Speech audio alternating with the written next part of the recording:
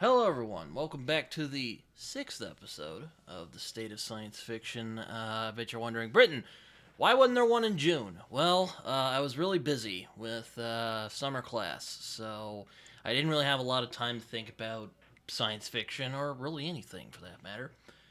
But we're back, and I am very glad because I missed doing this show. But sixth episode today, we have Livia J. Elliot with us, who writes interactive fiction. She also recently wrote a novella. Have you put that out yet, or are you just Yep, about to? that one.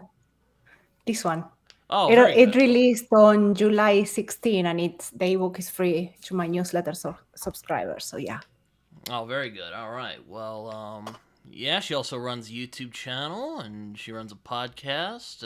I Yep. can't think of their names at the moment. If you want to promote them real quick. Yeah, the podcast is called Books and Done, and you can find it on any platform. The YouTube channel is just the podcast as well. So Fair enough, but yes, you have thoughts on science fiction. You've done videos on your channel about it. Hold on, let me. I know you've done 1984 and Fahrenheit 451. yeah, I did Newspeak on 1984, and I Um, also did quite a lot of the classics. So Rejoice, Fahrenheit. I think you did Battle I'm 17 releasing. as well. Sorry, didn't mean to Yeah, interrupt I you. did Babel 17. I have it here. And I'm releasing a video on the Book of the New Sun very soon. So, Ah, which is very also good. science fiction. So, yeah. But books undone. Yes, that's right. You even Yep. made a very well done, I thought, response video to my discussion on why we like tragedy so much. Tragedy. So Yeah, you honestly inspired me on that one. Like, I was watching your video and saying, like, he's hitting all the right points. And it just gave me so many ideas. And yeah, I needed to go on that. So, thank you for letting me do that response as well. It was the first one that I ever did. yeah, no problem, no problem. That was interesting to watch. I was like, oh, someone responded to me. That's nice. But glad we're back here today. I quite enjoyed our last conversation we had. That was on my podcast though. Um, Yeah, that was amazing. We but yeah, talked about so much. Yeah. but yes. Would you say you have opinions about science fiction? You talk about it on your channel a bit, so Oh, I have a lot. I very think good. it's weird because it's a genre that I read the most, and I seldom write sci-fi. So I generally end up writing fantasy or sci-fantasy, but never purely sci-fi, which is weird. All right, very good. Yes, it's But yeah, a lot of people ask, do I need to prepare anything when I do these? And I'm like, well, do you have opinions on science fiction? And if you do, then I'm sure you'll be fine. But I do have questions here to kind of keep us on Cool. track. And I have a bunch of books that are hidden all around me, so I can show them if I need to mention them. Fair enough. Fair enough. But yeah, it's been a while, and hopefully I won't seem too rusty. It's been a minute, so yeah. Last time I did it was with my friend Joe Byrne. You can watch that episode. It's um, But yeah, now I'm here with Livia, so I'm glad you could join me today. It took a minute to get this all together, but we're here now. Yeah, and thank you for inviting me and for all the hassle with the time zones that we I had know, to. yeah, I'm very happy of being here. I know. She lives in Australia, and I'm like, oh man, this is. Oh, It's always the opposite time for everybody. Yeah, you're in the future right now, so you're actually time travel. No, I'm kidding. literally. And I don't have a DeLorean. It's weird I how need that to get one. works, but Yeah. And yeah, for a few hours every year, I'm in a different year. yeah, yeah, yeah. Anyway, so yeah, state of science fiction. I guess we can't can't go on for too much longer. But I guess I'll ask you the first question I always ask Hmm. on this show. What, in your opinion, makes a great science fiction story? I think it depends on how the science is presented and woven into the story and whether it taps into the speculative aspect of it. For me, science fiction is so I like the definition of science fiction as a story in which the science takes a huge part of it. It doesn't mean that it has to be hard science. Social sciences also work Mm-hmm. pretty well on that definition for me. But to me, it truly has to take on the speculative aspect, whether discussing the effects of the science that is involved, or how it will affect the protagonists, how does it change the society on that moment, and so on. So if it touches all of that, to me, a science fiction world can truly come alive and, pop from the pages. It's those types of books that end up being memorable, at least to me, because they showed me something about the impact of that science in the plot or through the plot that I wasn't expecting or that I haven't thought about. To me, I'm a very specific type of reader. I generally like to read. I like stories that challenge me. So I like stories that have a good plot, but also some food for thought in it. So Mm. that's why, to me, having that those themes within the story, that's so important. And I think sci-fi is a genre that where you can do that the most. At least sci-fi readers will come prepared to speculate in a way that in other genres it may be more difficult to find that type of readership. Yeah, that's really, it's really well put. I know it's kind of funny. I wouldn't call myself really into science particularly, but I find which I guess kind of bleeds in the next question. So I'll try and be vague about that. But Hmm. I'm like you. I'm kind of fascinated by what the future holds for humanity, and that's why I read science fiction. Yeah.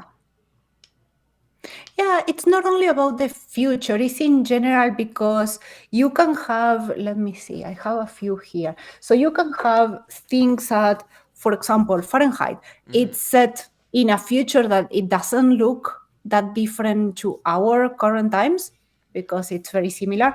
Or you Mm-hmm. have Steven Erickson's Rejoice, which is near future. Mm-hmm. So it's basically you read it Is and that his it Star reads Trek? like Is that his Star 2025. Trek parody series? Yeah. No, it's not a Star Trek parody, but it has a lot of Star Trek references. Oh, This okay. is a near So, future. It's a standalone. I did 2 episodes on it. It's very good, but it's near future. So it's not that different. It's not that far away. And then you have things like this one, Death Stranding or Gene Wolf, in which they are very far away in the future. But in any case, they are presenting a different society, and they are presenting a society that is affected by the science, right? Or whatever happens in that plot. As I said before, to me, social sciences will work perfectly fine for sci-fi. That's why you have a whole subgenre of it, which is social sci-fi, right? mm-hmm. And to me, it's more about the idea of speculating and trying to see how the plot will affect the society, what it will do to them, because that's part of the world building in sci-fi, right? Mm-hmm. Mm-hmm. The society, it goes beyond the starships that you might find. Yeah, no, it's kind of, the reason I asked the first question, what makes a great science fiction story, is because like you won't. I've noticed anyway. You don't get the same answer twice, and Yeah. also I'm not entirely sure. You know, myself, what makes a great science fiction story. You could, because you could go a lot of directions. You could go like, oh, it has to be, or well, I don't know if it has to be this, but oh, it's about the, I'm sure it has to be in the future, or it has to do with humanity, or Yeah. some people call it the literature of ideas, which I mean, at it very much is, at times, Yeah. definitely. If you read like Arthur C. Clarke, or any of those guys. That's purely thought first. Yeah. Yeah. um, So I think it depends, because at the end of the day, the answer that I gave you, that's my answer, and it's completely subjective. yeah. But I also think that you have a different vein to sci-fi, which could be, for example, you have something that is very technical, or a story that is very, yeah, depending on the science, but it is well presented and engaging. For example, Project Hail Mary. from Andy Weir. The Mm-hmm. science on it, it's presented in a very simple way. You have a protagonist who is an ex-academic who's now working as a teacher, as a science teacher. So he explains this very complex science in a very simple way, Mm-hmm. and the plot is perfectly tied. You can realize that everything is very neatly tied. We have a guest. Yes, my partner in crime, my cat. Her name is Jerry. Um, Mine is sleeping. But yeah, I think it's a matter of presentation and also, for example, how they show you new ideas. This one, for example, has a type of aliens that are not your classic human in a costume, which is a problem that a lot of sci-fi suffers. And beyond the discussion on language, I truly loved the idea of the aliens that it presented because it was different, same as Project Hail Mary. It's not a human in a costume, it's completely different. yeah, And then you that's have always interesting. one like this. Yeah, and then With you have this one, which he couldn't get off his European high horse of 1930, and he machined millions of years, and it's the same thing over and over.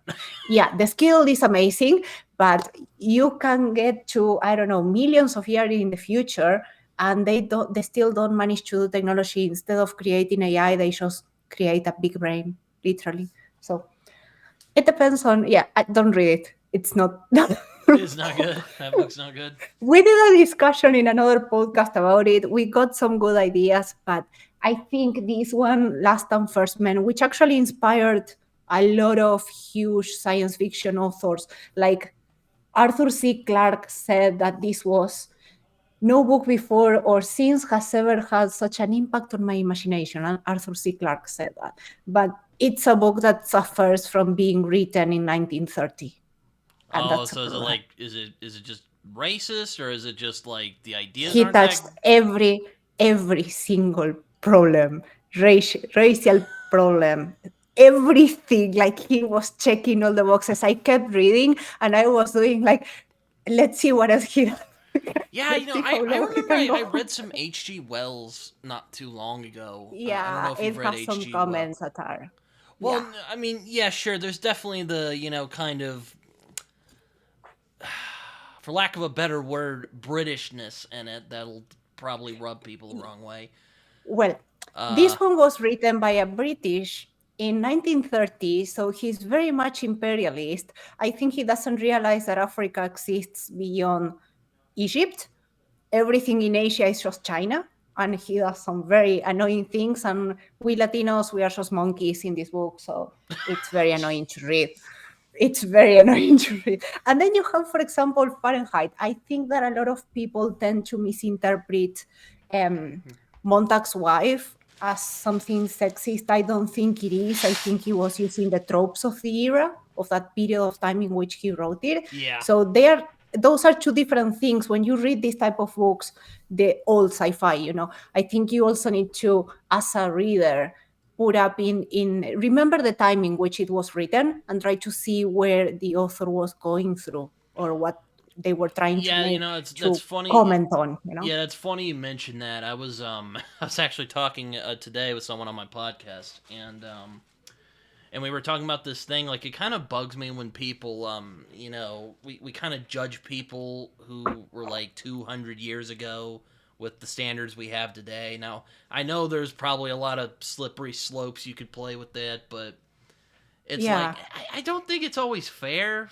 to be honest. But yeah, well, I won't get into that. yeah. That's a different topic. Yeah, I have seen a lot of those, but also when you mention, if I can go back, when you mention, I don't have that one here. I brought all the books except that one. So there is something that I personally call period sci-fi, which is sci-fi that was written in a time which is heavily focused on the science, but the time in which the story set is now in the past. For Yeah, example, Flowers where for yeah the Algernon. science isn't quite there yet. Yeah, yeah, No, for example, Flowers for Algernon, it's very much a science fiction book, yeah, right? yeah. Because you have the whole science, but it's set in 1960s, right? Yeah, yeah, So yeah, it's yeah, yeah. a period. So it's still sci-fi Yeah, it's the set in the same. past. yeah, it's definitely like I mentioned H.G. Wells earlier, and the point I was getting Yeah, at is like a lot of those stories, or at least I think so. I think they some of them hold up really well.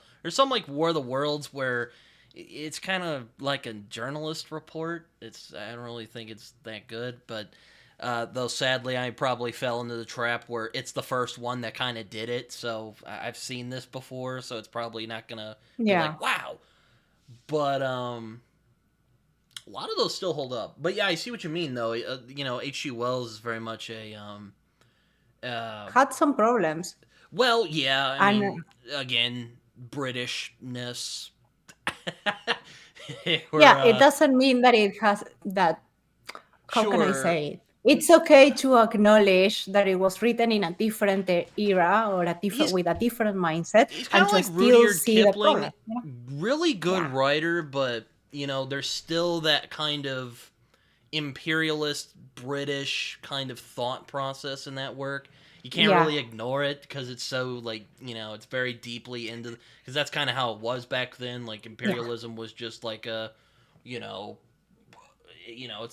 it was a way of life for a lot of people. A lot of people thought it was normal. I mean, I yeah. won't get into that. I mean, there is a lot of imperialism themes in science fiction, which that's always fun. Yeah, I think it's you. You That's a can lot of very much first see a contact pattern. novels. Colonialism is Yeah, bad. there are. Yeah, and there are. I think that the one that I showed you from Erickson, I think this one is actually a deconstruction of the trope of a first contact, because they aim to do it in a very different way, literally by drawing humanity of their autonomy to Hmm. force them into a new path. I'm not going to say anything more, but not to spoil Kind it. of sounds like I the don't think Borg. this is not really. Oh. Nothing like it. No, nothing like it, like the books. This is a utopia. This is Oh. actually a utopia book. So it's very easy. I think it's not every reader's cup of tea, because we tend to think why we like tragedy so much, as we discussed. Hmm. I think that utopias generally don't bode well with the readers, but it's a very thoughtful book. And I think it's actually a commentary on the insistence of a first contact, which in generally in science fiction, at least to me, and even if I cross it to video games, you have like either humanity finds something and then they unearthed technology and suddenly in 50 years we are there, or technology is given to humanity in the pure Star Trek style, Yeah, like yeah. with the It's that's Vulcans and everything. yeah. It's With like there alien is never an in stories, between. Yeah, like there's always different ways to do alien stories. Like either the aliens attack us, or we get along with the aliens and we like help fight other things, or it's like cosmic yeah. horror. So like Well, then you have these two, which yeah, these are novelizations from Death Stranding. So it's not a tie-in. It's basically the game that was split up into two books, and I will say it has a fantasy element to it, because the aliens in this one, you could say that they are the dead people. They come in. It's very good. It has a lot of themes, and I think that if you the books are not that good, they are not that well written, but if you read them, you get so much more that you don't get from the game. It's like so good, and there is a whole discussion on human connections and on I'll have to check violence that out. I mean, and communication. Yeah, I remember getting check really the podcast that I I check the podcast that I did. It's very good. I was actually surprised when I read these I two, remember because getting they're like, frustrated at the game because at that game because you're like actually, running with this one, around you and will actually understand why you're running around. It's oh like okay. there is, some thoughts on the characters that they will explain, that the mechanic was actually to generate empathy from the player. At least that's how I see it. But it's a very good take on something different, basically. And I think So this one, kind of yeah, tell me. if you don't mind me using video games as an example, like kind of the ways we write aliens Yeah. is like either Halo where we're like fighting the aliens or Mass The Effect Halo where we kind of get along with the aliens, but there's also other So the mean Halo aliens. Halo changes. Halo changes quite a lot because the books, which are 30 something books, they are some most of them are tie-ins and Mm-hmm. are things that you don't get from the game. It starts as a religious war. So the aliens attack humans for a religious reason, and it changes.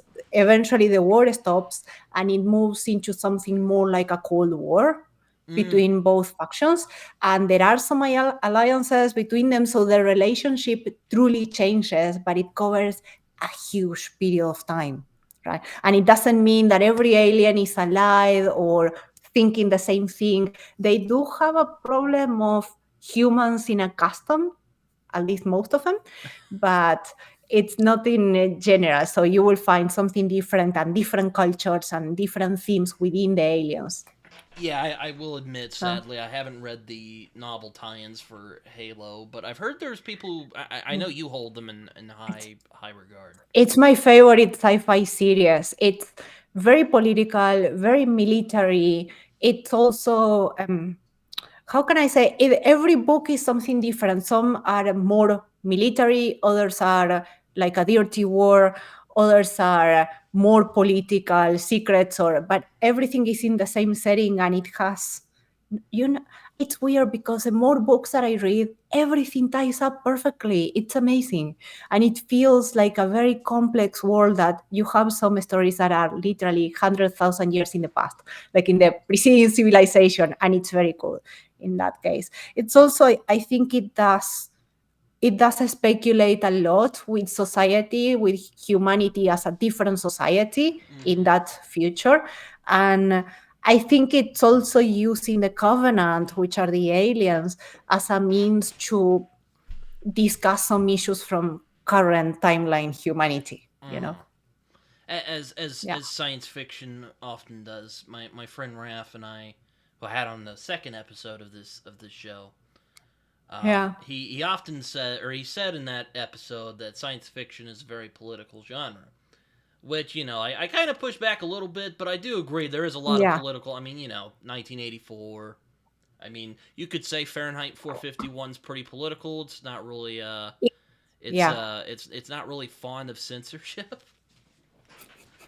I think I don't think that's what Fahrenheit Bradbury was is going for, but it's very much subtextual. Like, censorship's bad. Fahrenheit is a book that I don't know. I have read it 6 times already, and it's one of my favorites alongside 1984. And the more I read it, it's like it's timeless. Some of its allegories are they keep feeding. You know, the whole you can read it in a way that is a discussion against the consumption of media, Mm-hmm. and that's something very modern that was probably not what he thought when he wrote it, in the 50s. So I agree with the idea that it is political, mostly because, on contrary to fantasy, in which sometimes you can get detached from the world that we live in, these are generally books that take humanity a step forward and go into the future, whether it is positive, a space exploration, or I don't know, post-apocalyptic view like this one, Mm. and so on. But at the same time, they all move from the current state of humanity, right? And that means that we carry on our current problems and we see them into that future, which is something different to creating a new world and setting people there, right? Mm-hmm. In that case, like you do in fantasy, in that case, you can still see the parallelism, but it may be a bit more hidden, you Mm-hmm. know, maybe covertly taken out depending on the inspiration the author took, right? Yeah, for sure. It's definitely I've I think there's a lot of really, and why I'm attracted to the genre. Not just you know not just a lot of room for political commentary, but I like the philosophical discussions of the genre. I think science fiction, at Completely. least at its best, um, is a very philosophical genre. It plays with a lot of Oh, or at least a lot of my favorite sci-fi books are talking about philosophical ideas being played with and taken to their logical conclusion. to the nth degree. Let me show you one. I'm not sure if you read it. This is another from the Masterworks, Christopher Oh, Priest. I've Yes. heard of I've heard of Christopher Priest. I have not read any of So his books. A lot of people a lot of people say that Priest was actually the British Gene Wolfe. He discusses a lot of memory. This book in particular, The Affirmation, this is a heavy discussion on memory, on what memory and identity are, how they are interwoven in a person. You can also read it so you can read that theme on one side. You can also take it as a discussion on psychosis, because it Mm-hmm. can also be interpreted that way. You can also see it as a discussion of what truth is, because if you have two people experiencing the same event, both of them will have different opinions and different perceptions about that event. Which one is true? Which one is correct? This book discusses all of it. It's very, very philosophical, and even if it is very plot driven and character driven, sorry, the character may not be everyone's cup of tea. Is a classic, unreliable narrator to the nth degree that is also not a nice person, you know. But it has a lot to it. I think it's, as you said, it's very philosophical, and I'm not sure something like this. It's not common to find equivalents to this book in fantasy, you know. Yeah. I think it's a different type of readership as well. Science fiction is generally, I think that it started as a genre of big ideas. Mm-hmm. And because it was big ideas first, and the story used as a medium or as a device to discuss those ideas, that's why we have all of these books that are mostly philosophical or mostly thoughtful, that require to be read and thought about rather than just reading the story and that's it. I agree that there is a whole trend right now of making a different type of sci-fi, which is basically fantasy in the space, or Yeah. sci-fi that is more just a story. And that's fine. That's a different type of a story, and it's fine if people like to read that. I particularly like the type of big idea sci-fi. Yeah. That's my personal preference. I definitely want science fiction that's thoughtful as much as it's entertaining. That can be kind of that'd be a Yeah. it's kind of a tough thing to balance from what I've learned, because you can veer into one Yeah. or the other. Um, Yeah, I think it's difficult because then you have extreme cases like this in which you need to honestly work out for the story. This is a fifth head of Cerberus by Gene Wolfe. yeah. It's a book in which you need to read it, and then you need to piece together the story. One thing is like the literal thing that the book is telling you. Another thing is a mystery that you have to unravel. And if you don't take time to unravel the mystery, it's like you're losing half of the story. But Yeah, it's I not very remember. accessible. I remember watching. I remember. I don't know if I was talking to her or if I was just watching a video with Tori Talks, but she read that book, and let me just preface: she's probably one of the nicest. Just like she'll give like any book the benefit of the doubt. She literally gets upset when that book gets brought up. I'm like, jeez. I guess it's not her No, cup of yeah, tea. that's I did a discussion on that one, but I think it's a book that you just need to play detective with it and try to piece the story out of it and try to unravel what happens. It's not a book that will give you the story, basically. Sure. So, and it doesn't mean that it's everyone's favorite book. It's a very difficult read as well. Yeah, I've heard Book of the New Sun is also a because that's one that people often argue. Oh, I see you have it there. Uh, I that's one both that I were see up people maybe not argue, but they kind of debate like, is it science fiction? Is it fantasy? Is it just a kind of mixture of both? um, I don't know. I to haven't read me, it. it's post-apocalyptic sci-fi, and it is presented in a way to deliberately make it feel like a secondary world fantasy, All right. because it gives you, if you are paying attention, this is a book like, if you like Rothfuss, if you like The Name of the Wind, that's just let the story take you where it goes, like Abercrombie does. That's the type of story you will find here. It's not a story that from the first chapter you will know where it goes. It Mm, just goes somewhere and you have to follow the story. That's it. And through it there are some clues thrown there that will explain the setting, how many years have passed from here to the future, and so on. But it's done in a very subtle way because the protagonist doesn't know at that point, and the protagonist is highly unreliable. Mm. So it's not like he's pointing at you and saying like, "Look, here is a clue." It's just very subtle. So you need to pay a lot of attention. And to me, it's a book that's very difficult to read in general. I love it, but it's difficult to read. Fair enough. I guess I should get into second question, which I guess we were kind of dancing around a little bit, but Yeah. what do you find so compelling about science fiction as a genre? Like, why do you find yourself Mm. coming back to it?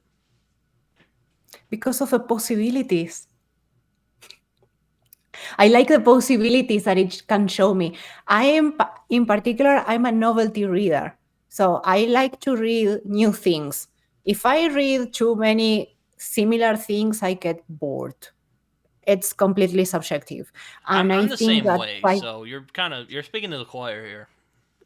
I'm a similar so in way. general, I think that sci-fi generally has more different ideas. It doesn't fall that often into tropes, at least for me and for what I have read. And I like that. I basically like the possibilities and the variability that it can show me. You know, even if it is a weird and difficult story. I don't have it here, but for example, this is how you lose a time war. Again, Oh, that's a my friend difficult Jason book read to that, read. Yeah, and he had it's some. a very it's a He, literary book that it's difficult to read. It's a type of book like just like Gene Wolfe. Read it, leave it, think of it, reread it, and then you will finally get the idea. You know, it's like it's a book that actually pops up when you reread it because it's complexly narrated. But they are different. You know, I think that sometimes um, sci-fi readers encourage the difference and the variability within stories, which mm, is something that doesn't tend to happen that much in fantasy. mm, That's basically I like stories. Yeah, I'm a novelty reader, so to me, the possibilities of finding new stories, that's that plus the big ideas. That's why I like it. yeah, no, I agree with you. Um, again, I think you might have put it better than I could have. I was gonna, I mean, usually when I'm asked this or when I think about it, I go, well, I mean, well, for one, I'm quite fascinated by the future and where we're going to be as a species. Yeah, I mean, people might not be like hardcore sci-fi fans like we are, but I imagine a lot of people, at least once or twice, think about, all right, where are we going to be in the future? What's that going to look like? A lot of people were talking about, back then, stuff we're doing, like what we're doing right now. That was science fiction, basically. And look at us now. It's basically yeah, like AI is becoming a thing. Well, I yeah. won't get into that because I have kind of gripes about the terminology, but Same. it's Yeah. technically AI is starting to become a thing. And one day we will end up with a Skynet. Anyways. Yeah, no, it's we won't I go there. think that sci-fi can get some powerful messages across, like messages that will really hit hard. Like, of course, 1984. Mm-hmm. It's a book that is literally a manual in some cases. The entire discussion of or the implications of newspeak as Mm-hmm. he created it in terms of how language can shape someone's worldview. That's amazing. And that's something that now, literally, I don't know, 60 years after he wrote it, it continues to be relevant. And then, for example, World War Z. If you saw the movie, forget about it because the book is Oh nothing yeah. like it. The book is so good. And it's also very grim dark. It's a book about how humanity will be at its worst all the time. It's a dystopia and it's so powerful because it is a near future story. It's right now, right then, and countries that you know, people that you may know. So that makes it even more powerful because you are reading it, and part of you will say, like, yeah, that's how humanity will react, you know? And I think when sci fi can do that in a way that few other genres can. Oh yeah, I definitely agree. I mean, with 1984, and I actually kind of discussed this a little bit in the Yeah, video I need to watch in that my video. video. All right, I won't spoil too much what I think, but Yeah, um, okay. I did talk about a little bit how I put it like it's about how language really influences. It's how it Yeah. influences people, what how it makes them think, and So, yeah, sorry, go ahead. yeah, I think that's an interesting thought, and there are other books. I mean, I've heard Babel 17's a lot about Yeah. language, and also China Mieville's book Embassy Town, which I didn't really take to personally, but I thought its exploration of how language affects people, how it builds culture, how it influences people. I thought that was an interesting idea to play with for sure. So they are both Newspeak and Babel 17. I talked about both of them in my podcast. They are both about the Sapir-Whorf hypothesis, Mm, in which you have two variants. The strong one, which was later rebuked, basically says that language shapes reality. If you don't know the words, you can think about it, you cannot feel about it, therefore you don't know how to express it. And then you have the soft or the weak version, which is that language influences reality, but then that you will go around with the words to find a way of expressing it.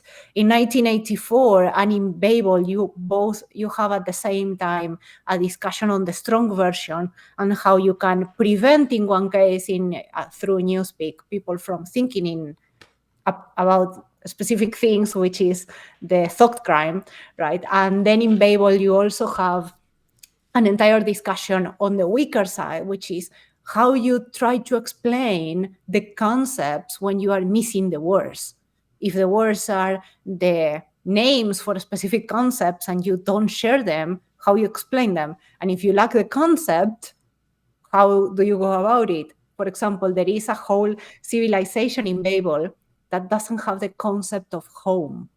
So when they have to explain what home is, it's very difficult, right? mm-hmm. So they are both about it. There are other things going on, of course, but yeah, it's again big ideas and a central theme going through the story. Yeah, Agree so that a lot of 1984 science has fiction so is many very more. theme driven, and believe it or not, Yeah, I'm a big theme guy. That's kind of what I like reading same. about out in or one of the big things I like reading about when I do read is like, okay, what is this book trying to say? Like what is the message? Yeah. I guess. Yeah, so I have had, that currently it's very popular to try to explain or sell you books based on tropes. That Mm. never works for me. There was a very popular book out there that everybody was saying, it has this trope, and I wouldn't touch it. And Oh I no. saw a video that the person was saying, like, these are the themes, and it is discussing this. I went in and purchased it, read it, loved it. But it's again, I don't like tropes. I'm a novelty reader. I like the themes. That's what I write. Oh Even when well. I write, Third yeah, even question when I might be a write, I little get the awkward. theme first. Oh no, third question might be a little awkward then if you're saying Yeah, that. okay. But About the tropes. but but yeah, no, but yeah, no, I agree. I think science fiction is very much a theme. Well, it very much can be a very theme driven Yeah, genre. yeah, completely. So what's the third question that's going to be weird? Oh, okay. It was no, my that's you mentioned tropes. My third question is, what are some of your favorite tropes in science fiction? Like, what are some of your favorite like? Hmm. You're kind of a sucker for it, like AI for me. I like. I'm quite fascinated at the prospect of that. Let me see. I can tell you what I don't like, and it is software-based sci-fi because my background is in software and I can't turn it on. So it's like I'm always looking at the bugs and the problems, and I don't like reading. But it's mostly because I work on it. I don't want to read about it. So Fair enough. that's a Yeah. problem. Um, I will say that I like big military sci-fi because I like the Halo, and I like, of course, I have Dune, but I can't touch it. Like, give me space politics. I love space politics. I love politics anywhere in general in the books. I think it's something, a theme that, yeah, So this have one is you very much so you politics. played Yeah, so if you played Mass Effect, I may have asked you this in my podcast episode, so yeah, sorry if I I forgot. loved it. The original trilogy, I loved it. Oh, So, okay. I was about to be like, yeah, yeah. because there's, well, you kind of have to. I don't know if it's you have to make political decisions in that story in Mm. those games for sure. And big impact. Yeah, I think that I like the political and military sci-fi. That's something that I generally like. I have read a few about from Greg Bear that I also like, and those sometimes they don't tend to be that political. They tend to be more philosophical. So Uh-oh.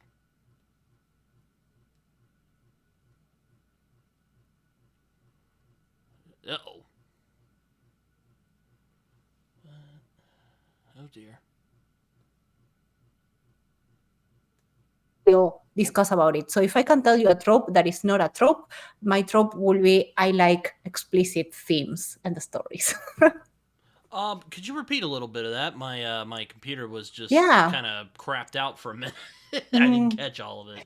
basically, what I was saying is that you can have stories that will be very in your face about the themes Oh, and okay. Yeah. stories that will be more implicit, right? Hmm. It's not a trope, but something that I very much like is when the discussion of of the theme is on par with the main plot of the story, so it's equally important.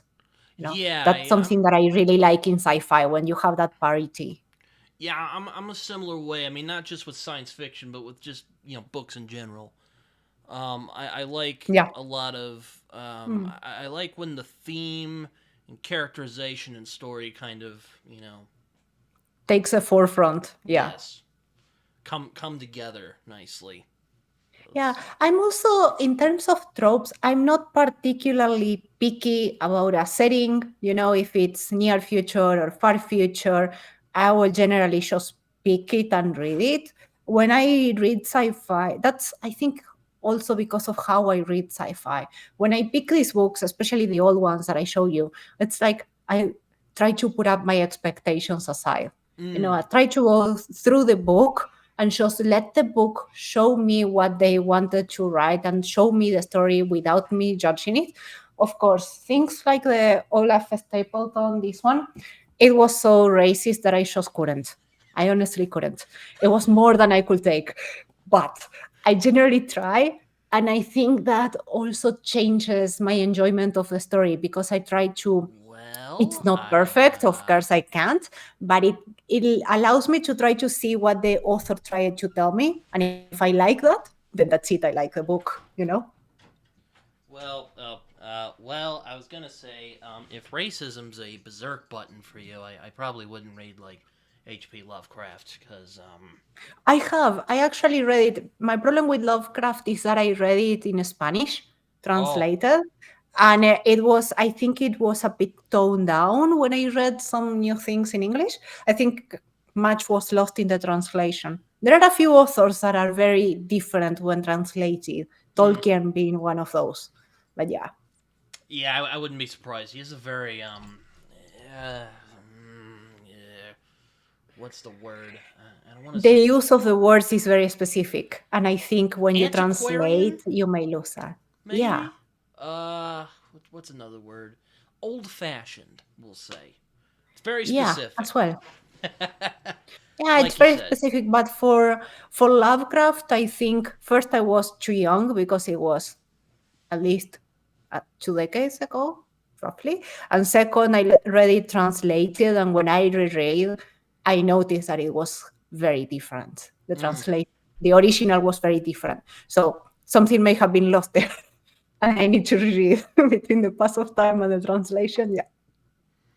Yeah, I mean, with Lovecraft, you definitely have to go to the dictionary from time to time because he was like I don't know if he just had a dictionary while he was writing his Thesaurus. work, a thesaurus, yeah, or if he just that's just how he was. I don't know, but maybe either or. Yeah, I wouldn't and be shocked. that one that I showed you, Last and First Man, there are some words that are spelled weirdly. Like, for example, today is hyphenated. TO hyphen day Mm. because it's written in 1930. So it has Oh, some weird I was words. about to say some Yeah. of the some of the spelling in Brit in the UK is different than how it is in America. So like Yeah. color. So in here in Australia, we use British spelling as well. So yeah, the color out of space, which is probably my favorite Lovecraft story, which one could argue is science fiction, and I could definitely see Mm. it. I could definitely make an argument that it is. Um, he used the British. He used the British spelling of color because he was a big Anglophile. Interesting. Yeah, I remember having read that, but yeah, I really translated, so I Yeah, didn't know this. And it's so in other words, you really like like military science fiction. And yeah, have you read Starship Troopers? no. No. Oh, okay. I was about to say that's like the OG Oh. military science fiction. Yeah, I know, but I think I never had time. And after I moved, I got into the sci-fi masterwork, so that's what I have been reading for a while. And yeah, I would be shocked if they didn't have a SF Masterwork Starship Troopers, but maybe not. I don't know. I think it's like 200 something books, so Yeah, no, they have they have a it lot of takes books. time to go through them. So Yeah, they have a lot. A lot of yeah, people call it fascist. I disagree, but again, I don't want to get into that. That's a different yeah. conversation for another time. Um, but I haven't. I need to read more military sci-fi. I've heard the Forever War is really good. Yeah, that one is very good. Yeah. Yeah, my I have some friends who liked it. I don't know. Thing with science fiction is there's a lot of it from like the 30s up until around the 70s maybe or the 80s Yeah, and then that it is stops and it really bad. changes. Yeah. That are really bad. And I try to, Yeah. and there's a lot of ones that are really infamous because, well, I realized this the other day, or actually it was last year. What am I saying the other day? I realized that because back then, fantasy and science fiction was even more disrespected than it is now. Yeah. So you could kind of get away with a lot of weird stuff that you probably Mm, wouldn't in, say, a literary fiction novel. yeah. So And if you like to get into military sci-fi, check Greg Bear. He has a lot of books and he was generally very good. Like his writing, some of his writing, like I imagined everything. And when I recall those pieces of the books, I can still see the ships moving in my mind because it was that immersive.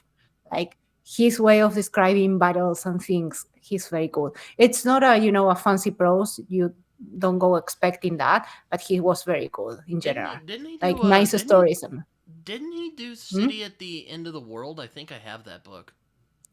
Yeah, I think so. Yeah. Mm. And he also did on my favorite trilogy within the Halo saga, the Forerunner saga. So it's it's a nice books, nice writing, easy to get into, and it's generally very fast paced. So Also, I like post-apocalyptic stories. I probably wouldn't want to live in that kind of world, but I like reading about them. yeah, I think it has that poignant reminder that we could go there that easily, that humanity is very prone to do that. Yeah, Like World War sometimes said, I'll just be when I like, was reading, sometimes I'll put down sorry, a go ahead. post-apocalyptic book and I'll be like, well, we could be doing worse. So, Yeah, which is kind of honestly. sad to say, And but that's I think that's what shocked me of World War Z because I was reading it and I was like, this is very reasonable and very likely a human behavior. Like this is what humans will do. Like yes, yes, yes, this is what they will do. It was very um, annoying and impressive at the same time. Annoying because I'm a pessimistic and I don't see humanity doing something nice like in Rejoice. and impressive because I think the author nailed it. Like he touched every single point. It's very political as well because I think it's a critique against humanity and how we react about things and how politics blend into some decisions in Mm-hmm. World War II. But yeah, as we said before, most of sci-fi tend to have a political element to it. Oh, for sure. I mean, it's definitely a. I haven't read World War Z in a long, long time. One of the things I do Listen remember, to the audiobook. The audiobook is so good. I, Like I, I two do narrators, remember Russia turns into a theocracy at the end of the book, but I do remember and that. there are a few things. Yeah, it's amazing. The whole book is amazing. Right? But And then you have, I think, North Korea disappears. They just hide away. Yeah, yeah, I do remember liking it a lot though. Have you read his it's other very book grim. about the Sasquatch attack or whatever that was? No, I didn't. I didn't. I was told that some of them weren't that good, and I have been reading just too much, so I have hard time to keep up. That's why. Fair enough. I mean, it's definitely I get it. There's a lot of books out there. Like it's and now I have a question for you. What do you think of sci fantasy in general? Well, that's always yeah. It's Um, like the edge in there, and Dune is roughly there as well. yeah, it's interesting because it's actually there's another question that kind of touches on this, but um, I mean I'm not against science fantasy. I think I do think there are issues I have with it, but that's more about marketing than anything else than Hmm. rather just the genre itself. But yeah, I think it's definitely a thing. It's not new. I mean, John Carter, Yeah. which is a planetary romance, very old school science fiction. Um, Yeah. that's basically science fantasy because like there is a scientific element. It's on a real planet, but it's a fantasy basically. It's pretty Yeah. much a sword and sorcery story on Mars In the space. in Yeah. space. Okay. Mm. I tend to like it as long as it is that it has that novelty and thoughtful element to it. In general, that's what I my baseline to like any book because again, that's what I like. But yeah, Dune in particular, it was the first speculative fiction book that I ever read. So Which I one? think it's Dune. Dune. Yeah, Yeah, Dune Dune. is Whatever. I yeah. actually found it. I was very young, and my dad was looking at the old series, the one from the 80s. He Mm, was looking at a replay, and I was just like, "What are these dudes with the blue eyes?" And like I was very young. I was like 10 or something at the most.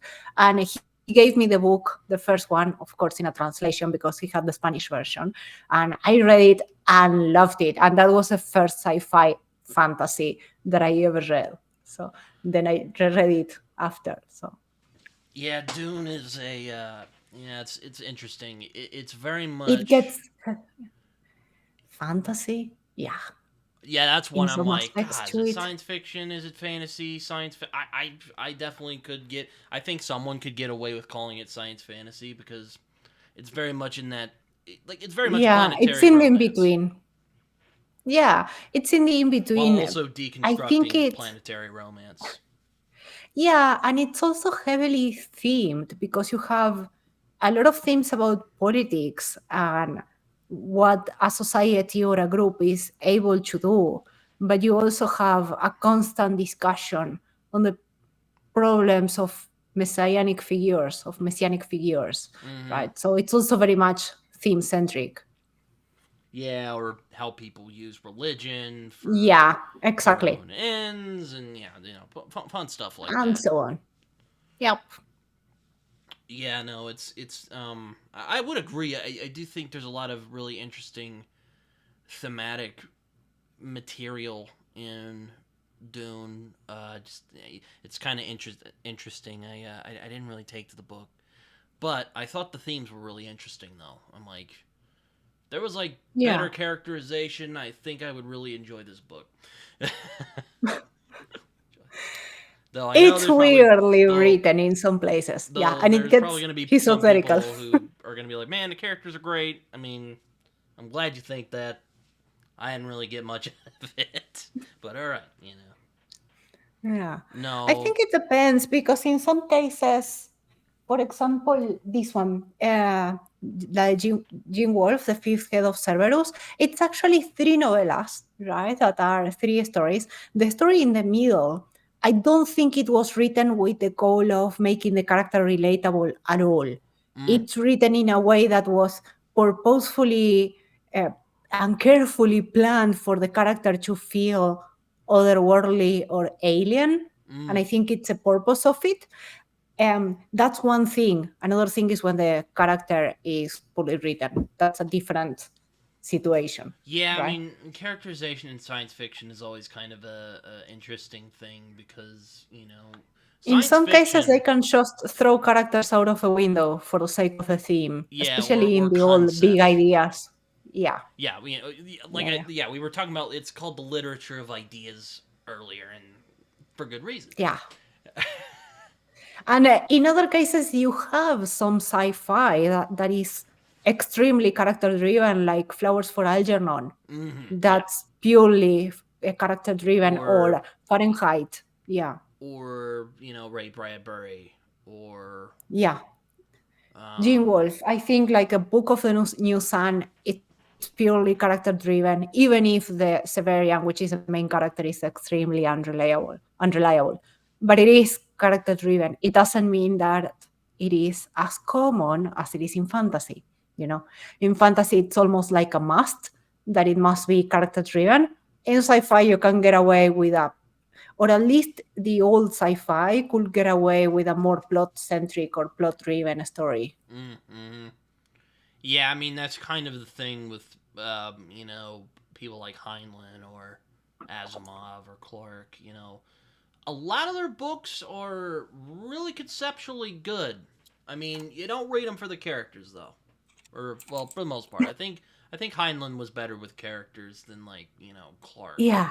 Though I do love Childhood's End a lot, even though I wouldn't say it's a character driven story. No, I love Space Odyssey. I read the four books. I Mm. love the four of them, but it's again not character driven. It has interesting characters, but they are not the point of the story, basically. Yeah, where I like iRobot a lot, even though you could say that's Yeah. more character, but not. I like AI related stuff, so I think iRobot's very very good. Yeah. I don't recall it. Like I read it too many years ago, and I remember very little of it. I have Fair been enough. literally reading my whole life, so Fair enough. I mean, it's definitely a genre that it has evolved over the years, as a lot of yeah. genres do. Um, I don't, which is why I started this show because I'm like I think science fiction is in this kind of weird spot now, but I don't want to skip ahead. Okay. I guess I'll get to the fourth question then, since we're kind of on that Yeah. subject. Who are some of the greats of science fiction, in your opinion, and who are some newer science fiction writers that you've really enjoyed or found to be compelling? Hmm. Bradbury and Orwell, they are two favorite authors of mine, so I really, really like them. But from the classic sci-fi authors, I generally like Clark a lot. Mm, And I think that because I classify Wolf as mostly sci-fi, I also really like him. But then again, those are all the schools.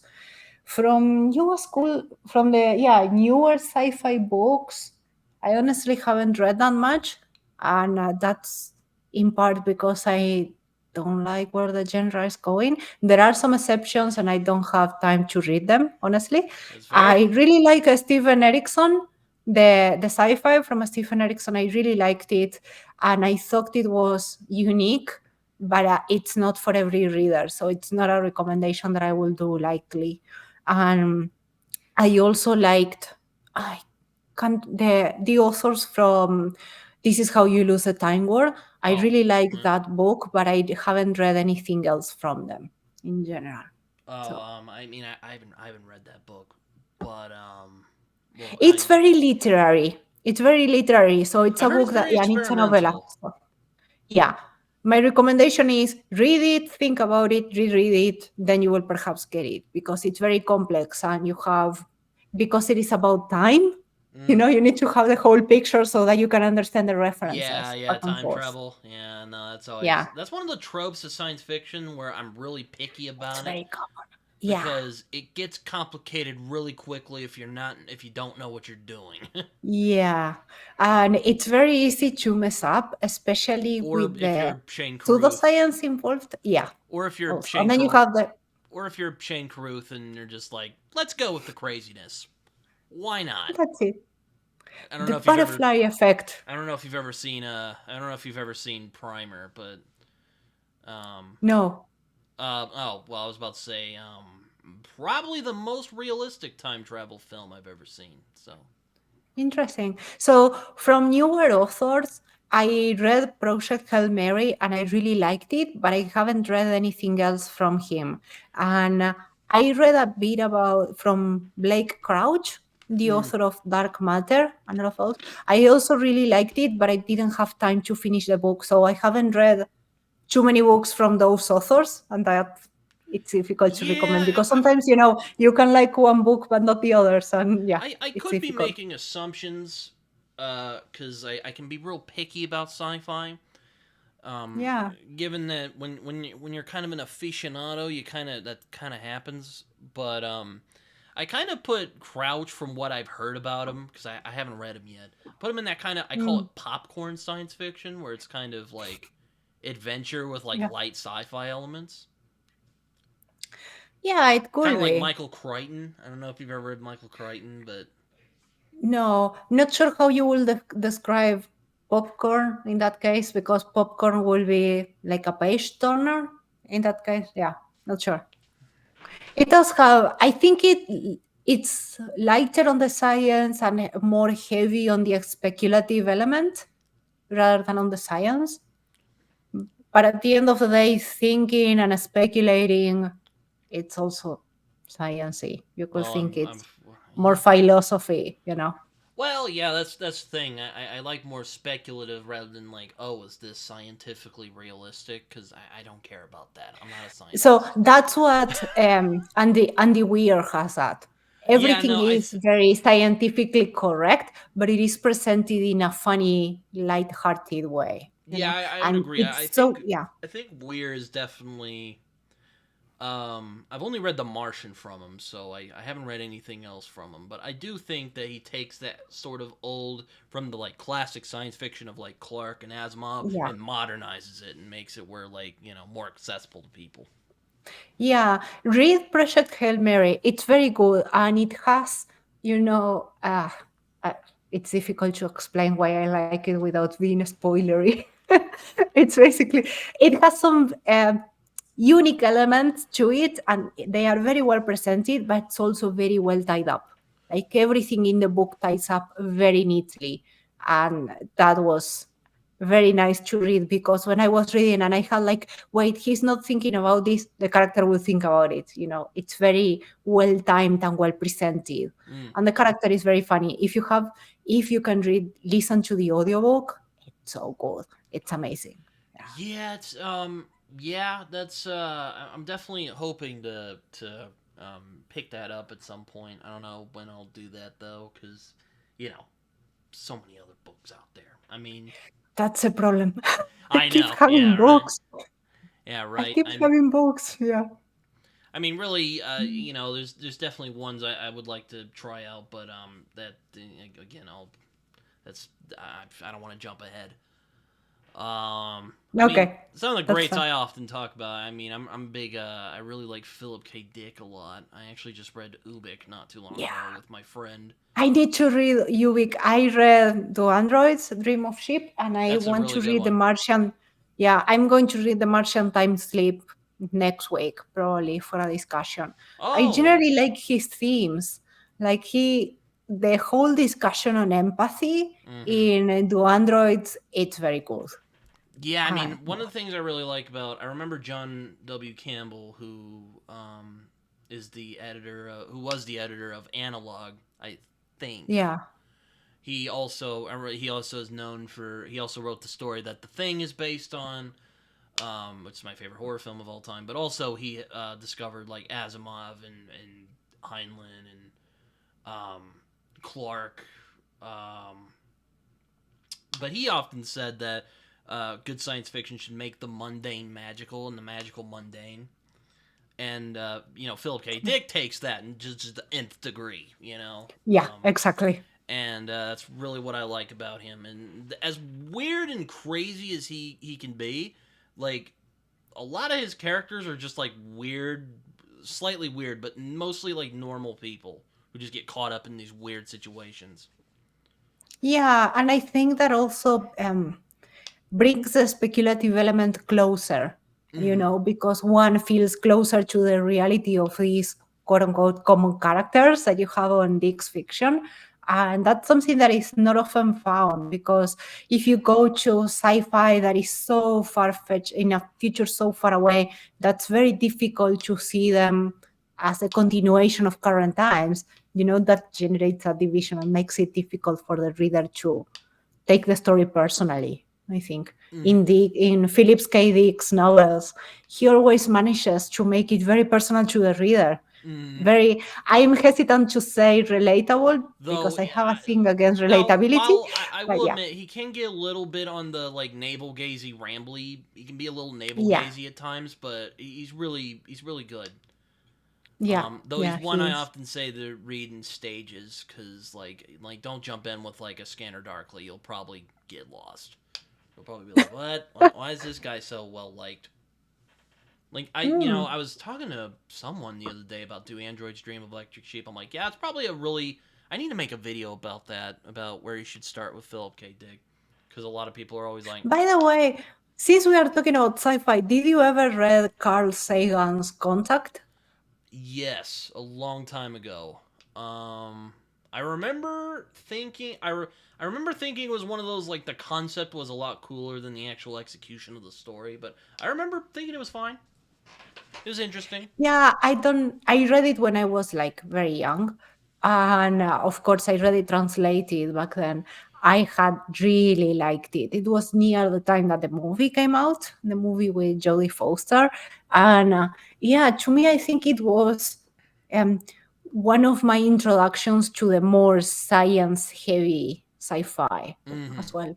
And I think it's a good book, but at the end of the day, it's also a utopia. It's a book that is more hopeful, and sometimes it's very difficult for modern humans like us to get on the more hopeful train of stories. It's I think you back would. to that discussion of why we like tragedy so much. I think you would like a. I don't know if you've read Childhood's End, but if you haven't, I think you would like that because it's I very. read it many, many years ago. I barely remember it. So, I was about to say because he kind of plays with that idea that like utopia might not even be possible because we're just so you know us. yeah. We like conflict, kind of what you were talking about in your So, video. um, this one very famous from Ursula Le Guin. I just the name just vanished from my mind. That one I read it this year, and it's roughly the same. I think a discussion on whether utopia is possible at all. You know, Oh yeah, is that her? Is that the Dispossessed? Because I've heard that's a utopian novel. no, not the dispossessed. The other one.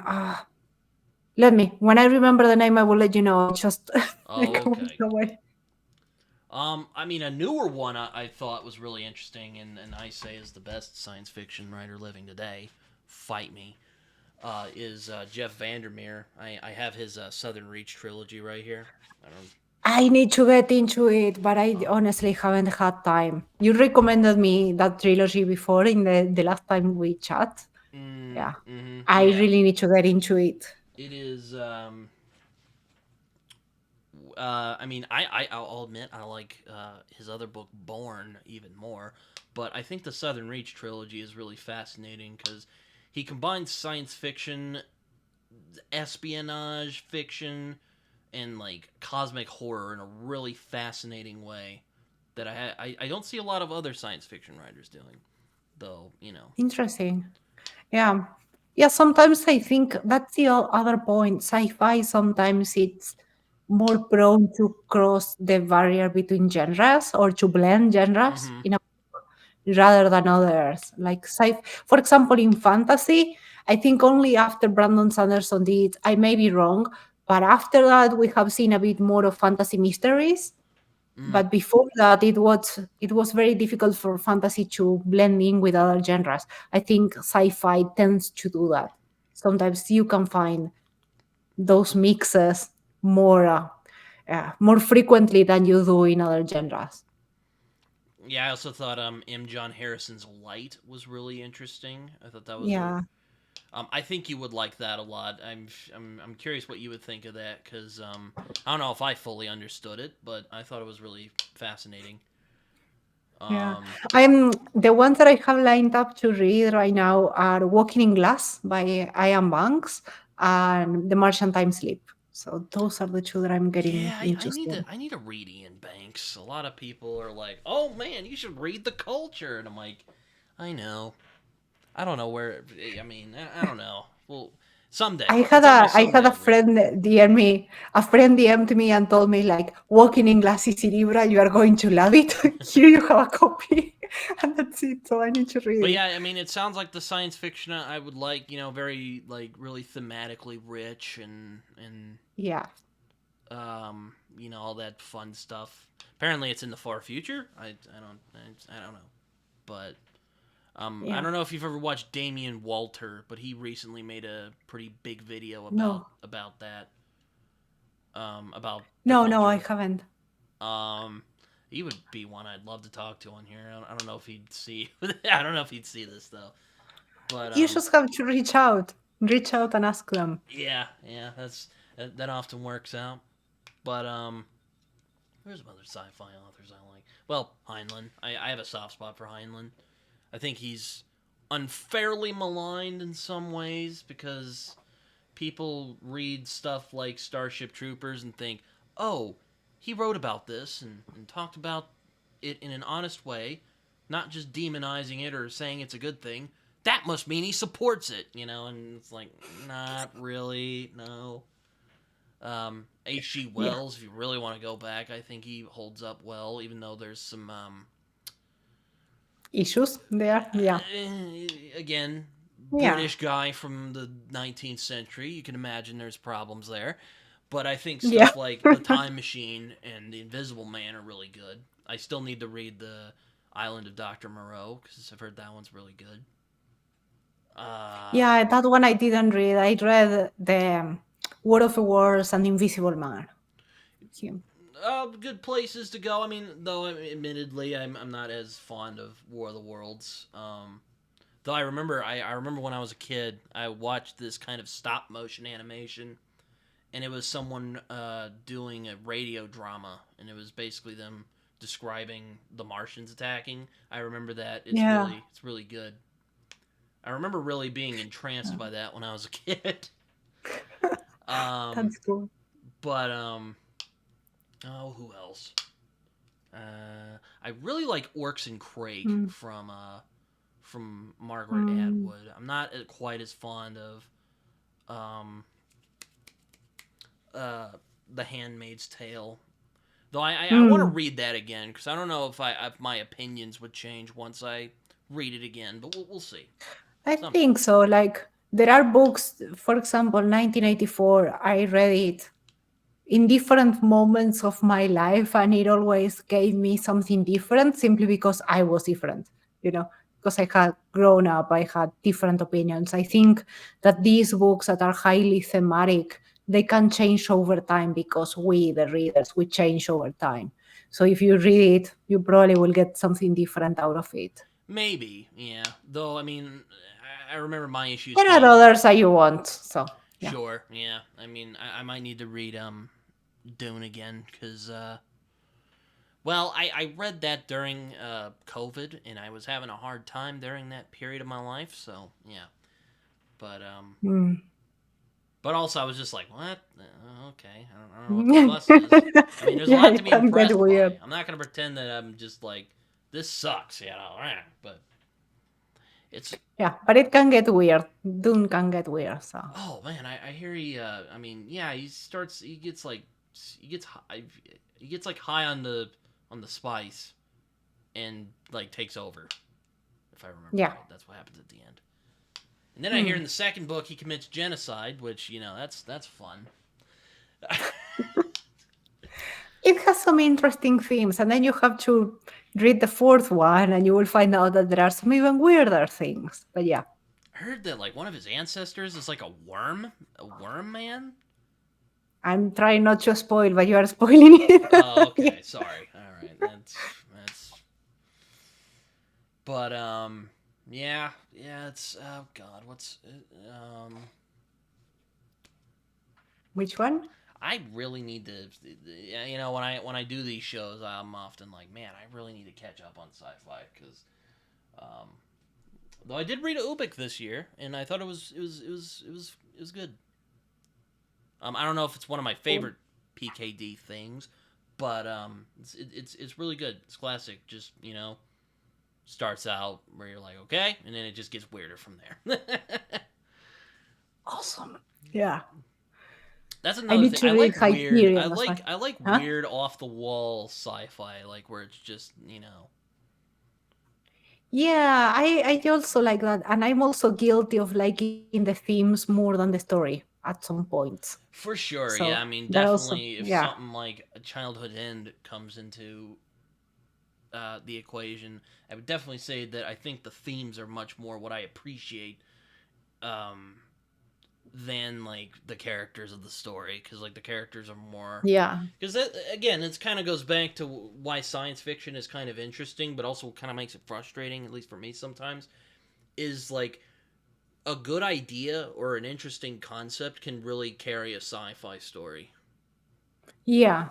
Generally, the sci-fis that are those what if, in which the author was imagining what if, I think they can just carry a reader out of curiosity, because you are reading it and wondering what will happen next within this theme. And it's a different way of reading when you are reading by curiosity in that case, because you want to find out or get the idea where the speculation goes. I Or you think know, that's a very different than reading because of the characters. or you know, iRobot, where it's very much about like what would AI be like? You know, Yeah. how would we react to that? What rules would we have with AI? You know, three laws of robotics is a thing today. Like, like Yeah. it's there's still people who Yeah, talk yeah, about it. completely. I think the one that is similar to that is basically this one, Rejoice. This one is mostly a what if of what will happen if aliens deprive us from the ability to have conflict. You can't have conflict anymore. Sounds like What Childhood's End, happens? because that's kind of the idea of Childhood's End. It's It's basically like, what if aliens showed up and like, okay, we're gonna give you all this stuff, we're gonna give you all these cool toys and goodies, and you're not gonna fight anymore.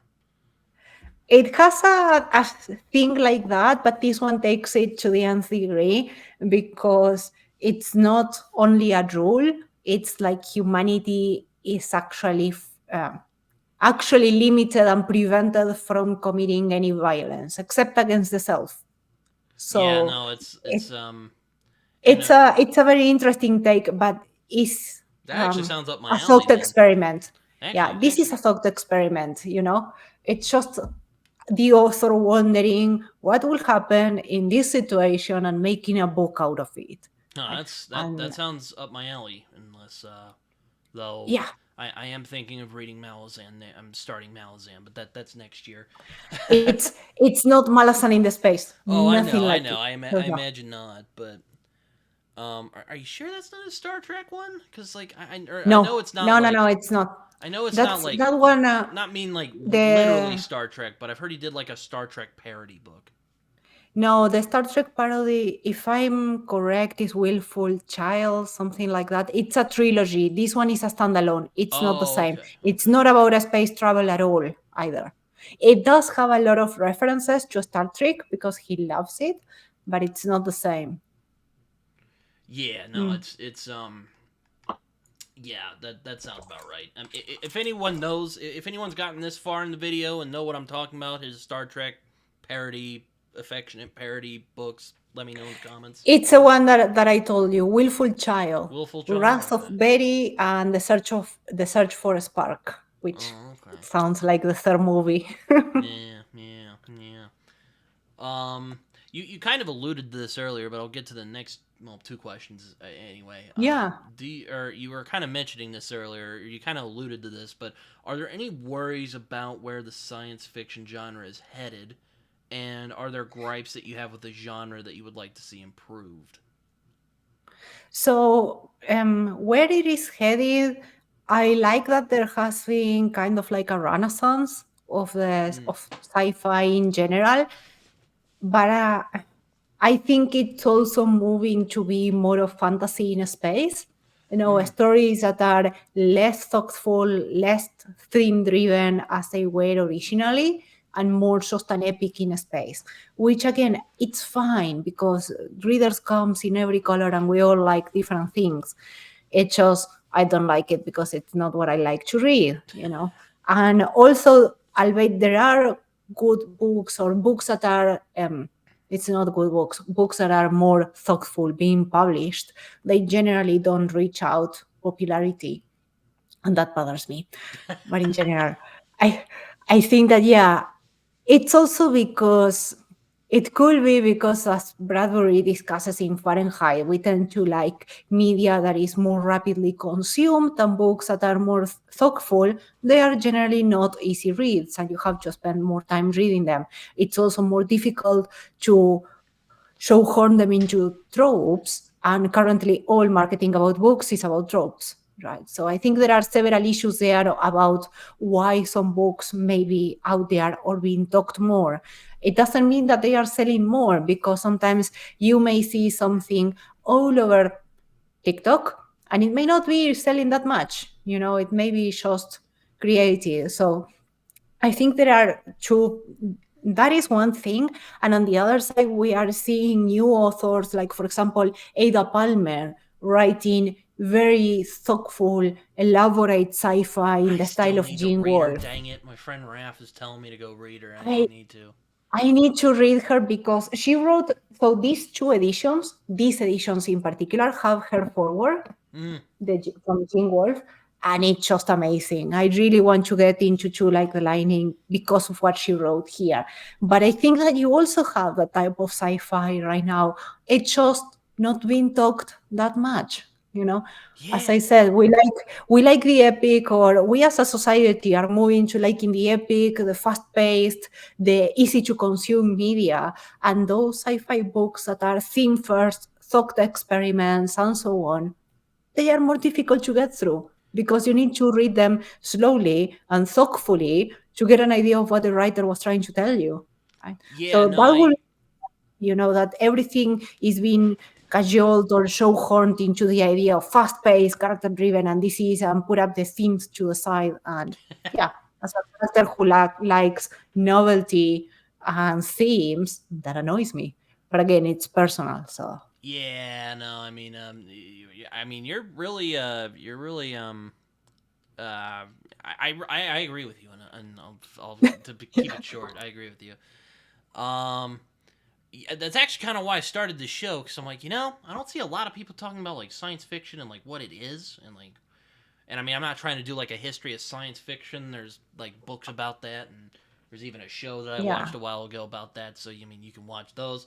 That's not what I'm trying to do here. But a lot of why I started this show is because, like you, I'm kind of like, there's like a lot of like science fiction nowadays. It's either like fantasy and space, which again, nothing wrong with that. I'm not trying to say there's nothing wrong with that. Yeah.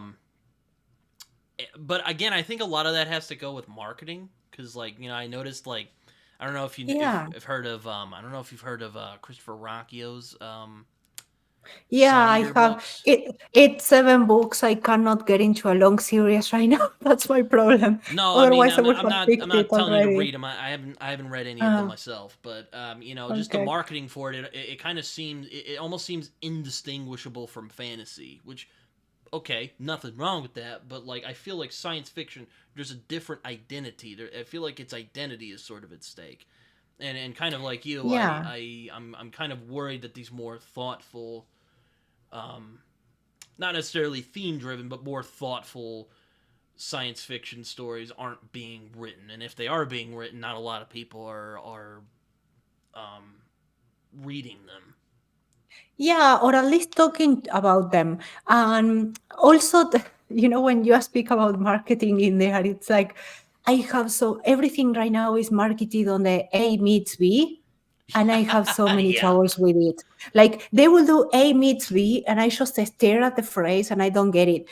I remember not long ago I saw one that was Dune meets something else, and I was like, okay, Dune or Dune in general, the spice, the politics in space, or the discussion and the themes on messiahs, or the spaceships, or the evolution, or the Bene Gesserits. What are you picking from Dune to make Dune beats B? I think when they You do know, that, and and it bugs me as when well. they do that, it's I think it's we are guilty of over summarizing everything to fix it or push it into 140 characters, and that's it.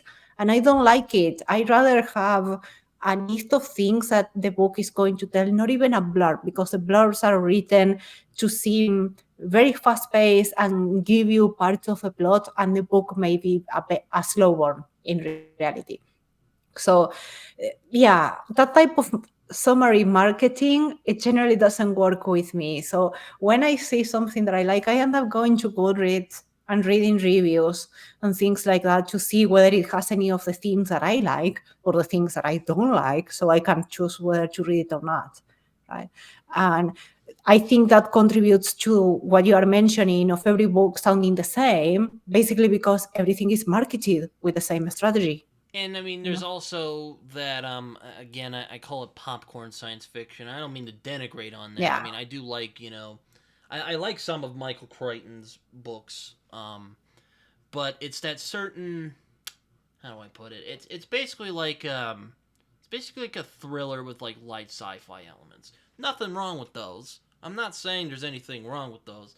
I like Michael Crichton. I think Jurassic Park's a good book, and I think the movie's really good too. Um, Yeah. Not quite what I look for in science fiction.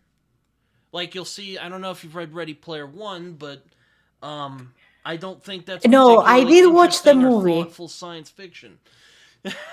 No, that one is it's just for the niceties and the fun of watching every single thing of pop culture of the 90s coming into the screen, basically. I watched the movie, I didn't read the book. So, just to be clear. Yeah, like I remember reading it. And I was just so disappointed because it's like I'm like you could have had a pretty interesting story about how we like distract ourselves with stuff, and you didn't do it, and it made me so mad. I was like Now, it's now that you mentioned, we haven't talked about manga that is sci-fi, and there are some wait, jewels manga. in there. Uh Manga sci-fi, oh, like Gantz. Read Gantz because that thing is just grimdark and I haven't. it's thoughtful, theme-driven. It's perfect, Gantz. So there are I've some sci-fi in mangas that are very good. So I've read one science fiction manga. It is called Pluto by Naoki Urasawa, which is fantastic. Um, I will have to check it out. I haven't read it. um, and another thing is, I find that I think because like I like characters and I also like themes and I like when they're like married together. Mm. And I find that science Which is fiction the most sometimes difficult to find. yeah, and I find it's kind of a struggle in science fiction, which like we said, literature of ideas, and there's some books where the ideas are very present and that carries the whole Yeah. story, and that's fine. But it's like I would like to see if they could find that balance and run with it, maybe. And there are some Yeah, books it that will be have. difficult. but Yeah. it's tricky. It's tricky. I can't think of one that we haven't discussed. So if I come across one that is thoughtful and character driven at the same time, I will let you know. Yeah, thanks. But yeah, I guess a lot of my issues are more like the marketing more than just like the genre in Yeah. general. So Because in general, the expectations can kill a book. Like I had a book that I read. I'm not going to name it. I read it like 3 years ago during the pandemic, and it was sold to me as A. And when I read it, it was, I don't know, G. Basically, it wasn't at all what the marketing said. And I was so disappointed. And at that moment, I hated the book. It wasn't bad in retrospective. It wasn't what I was sold, you know? Like what the marketing said that book was, it wasn't. And that was the worst. I think that truly expectations can kill a book because you go with an idea and you pick it up thinking something, especially for mood readers, you pick it up thinking there is something and it isn't. And that's very annoying, you know?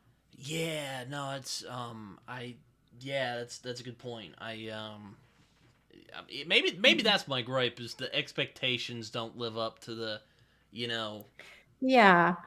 That's what I generally go and read the reviews in Goodreads because I think that sometimes they can help me build up more accurate expectations. And then I enjoy the books more because of that. sure, yeah, I like Goodreads. I try to be careful because sometimes they spoil stuff, but fortunately, Yeah. Goodreads has that little thing where you can blur out the spoilery Hide stuff. the So spoiler. that's Yeah. always nice. But yeah, it's just kind of. I guess I'm with you. It's kind of frustrating. Um, I mean, again, nothing wrong with any of those kind of stories that are like fantasy in Yeah. space. Because I mean, I like fantasy. I talk a lot about it on my channel. I made a I made a video about. I've made videos about them. Um, but I don't know. It's just not necessarily. I have said before. I'm kind of worried that science fiction is losing its identity, which that Yeah. might be a I little think it's dramatic, also but that's something I've worried about as well. Because I think it's also more sorry, I had the king wanting to appear.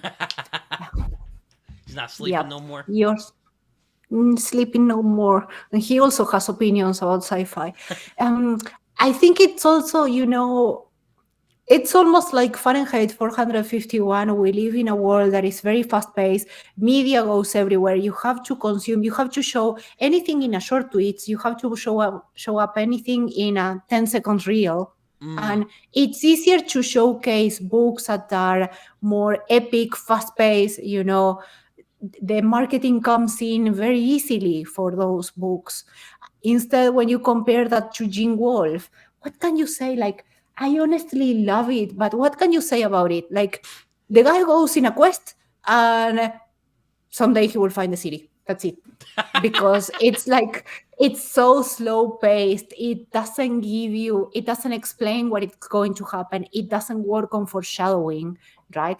And that's not easily marketable. I've heard the main And at the end of character the is day, kind of a jerk as well, so that might he's work. very I think he's the epitome of unreliable characters, right? And that affects the narrative for sure. Yeah, So yeah. I've Sorry, only my read cat is one doing Gene weird Wolfe book stuff. called The Land Across, and I was like, "What the hell is this?" That's generally with every wolf book. But You do what the hell and then you read it. I'm not against trying him again. I actually have his the Wizard Knight over there because Tor put out a new copy recently, and it looks gorgeous. It's like I had to pick it up. Or actually, no, I got it for Yeah. Christmas. But Book of the New Sun, I am not against trying that because a lot of people are like Britain. It's good. Yeah. Um, a lot of my friends, even some who I did not expect to like it, have enjoyed that book Liked a lot. it. Liked it, yes. It's a nice book as long as you let it take you somewhere. If you are not forcing expectations on it, like if you don't want a book that is going to be fast paced or to know where it's going, then you are going to enjoy it.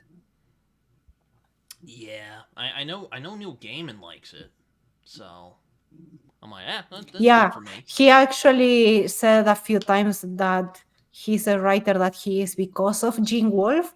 Like they were very close and friends, so that's why. Mm, yeah, it's definitely But yeah, going back to the question, I guess Yeah. really where I'm coming from is I feel that science fiction is inherently a thoughtful genre, and not that I'm not Mm. against fun science fiction. I mean, I like The Martian, and I don't know if well, yeah, I would call Martian fun, but um, I feel like the more thoughtful elements of science fiction are being lost, and I hope we don't lose Yeah. track of that. Yeah, I think the same. And I also think that that's also happening sometimes in other genres. And again, I think it's a matter of marketing, especially when you go traditionally published, Mm, right? Because at the end of the day, they have to sell books, right? sure, And that yeah. is affecting how they market and what they purchase as well. Yeah, yeah, no, it's definitely a yeah, no, like I guess a lot of it is marketing, which I don't want to like Yeah. circle around a lot, but like a lot of my gripes are basically with the marketing. And yeah, like we discussed with the expectations, sometimes it's just poorly presented. And it ends up being a thoughtful book or anything, but it wasn't sold as that. And the problem is that the people who are going to like it are not finding it easy. Right? It has happened to me a few times that I let a book pass simply because I didn't like the marketing, and then somebody told me like, "No, you are really going to like this one. It has everything you like." And then I went in and read it, and they were correct. Right? But Yeah, I I'm had not to. a I'm not Somebody told me fond like, of "Don't listen to the marketing." I'm not fond of hype trains. We'll put it that way, if you know Mhm. what I mean. I Like when a lot generally of people get burned go like with. that's why I resisted Malazan for so long before I finally caved Mhm. in and was like, okay, fine, I'll do it next year. Because like there's a lot of people who are like, oh my gosh, Britton, you should go read it, and there's that part of me. It's like, I can wait. There's other stuff I want to read. Yeah, Like yeah. I at this moment I cannot commit to another long series, honestly. So that is fair. I yeah. try to stick with trilogies at least. Like, oh man. I'm doing a reread of the Halo, and I'm on the 12th book. I still have a long way to go. So But also, what's cool about some older science fiction, like Philip K. Dick, for instance, like his books are like, just the standalones, well, 200 pages. I was about to say not just standalones, but they're like 200 something, sometimes lesser pages, and Yeah, like and they move pretty fast, and there's a bunch of ideas in there too. So you're like you're getting a whole meal in like less in of the the, time than like yeah, modern science fiction, where it's like yeah, I agree we're on just that. plotting around, or at least that's Mm. my perception. I'm sure there might be some people who Yeah. are like, no. Yeah, I think that in general, because of the reader's expectations have changed, the books have become longer. Like, for example, in older sci fi, sometimes they don't even explain the world building. You have to pick it up in your own through the book as the story progresses. And nowadays, I think there is an expectation to have the world building very laid out, Mm, very clear to the reader, and explained to the reader, not only to infer. And that requires words, that requires pages, makes a book longer, right? yeah, Tolkien kind of, J.R.R. Tolkien kind of, I I love just, the guy, but he kind of ruined you world know, you building for know a that lot of that people. this is a world, that's it, go through it. Yeah, it's a very different way. Yeah, he's like, oh, you want to know what language the trees talk in? Oh, here's my journals. Oh, I probably didn't want Yeah, them to be published, but anyway, I'm getting off topic. yeah, Um, but yeah, I'm like, I'll look at some of these. Like, I read Ubik, and Ubik is like 260 something pages, and like there yeah, is they are very so similar. much crazy stuff that like nowadays Yeah, that could turn and into a series. Like nowadays it could be as a this one series. you have like Babel, which is such a good book. I think it is 230 pages. It's thin, like it's a thin book, and you can get through it very quickly. Yeah, I've heard a lot of people tell me to read one of his books, Dahlgren, but I've heard that one's just really weird. Read that one. Read Babel. Babel is very cool. Yeah, It's yeah, no, and it's it's very theme centric, and the main character, you may like her. It's a very interesting character as well to follow up. Have you read the Centauri device by M. John Harrison? No, That's one of the masterworks. I do know that's in the not masterworks. yet. Yeah, Um, I will eventually get there. I mean, I was just gonna say, I think Light is better because Centauri Device. It's one of those books. I mentioned War of the Worlds earlier. Like it was like new and cool back in the day, but like nowadays people might read it and go like, "What's the big deal here?" I think that's the case with the Centauri Device because like it's very much a kind of proto cyberpunk. It's about a space trucker, and then I'm Yeah. like, oh, I think of like Alien, or I'm like, oh, this is where Alien got its idea from. But I thought Light was much more interesting, much more unique. Because like you, Hmm. my friend Joe, who I had on last episode, he's like, I've noticed about you, you like things that are striking. You like things that are like you like novelty, and I'm like, yeah, yeah. Yeah, I think we all read for different reasons, so it's fine. Now, I mean, I'm not like one of those because like nothing is new under the sun, as the old saying goes. But Yeah. I like feeling like I'm seeing something new, not just Which again, that's a rabbit hole. That's a whole other rabbit hole. Yeah, completely. I won't go there. I won't go there.